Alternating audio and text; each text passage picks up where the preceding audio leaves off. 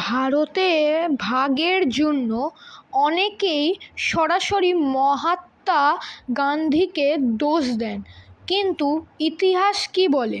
তিনি কি সত্যিই দেশভাগ চেয়েছিলেন?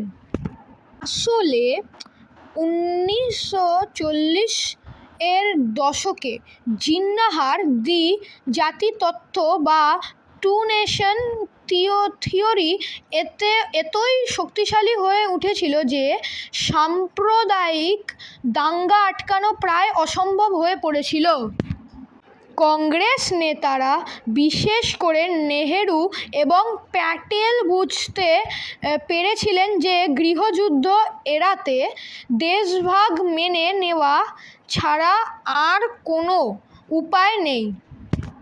যখন স্বাধীনতার উৎসব পালিত হচ্ছিল, তখন তিনি দিল্লিতে নয়, কলকাতায় দাঙ্গা থামানোর জন্য অনশনে বসেছিলেন। তিনি এই স্বাধীনতা মেনে নিতে পারেননি। তাই ইতিহাসবিদদের মতে তিনি দেশভাগের জন্য দায়ী ছিলেন না, বরং তিনি ছিলেন সেই ট্র্যাজেডির সবচেয়ে বড় অসহায় সাক্ষী।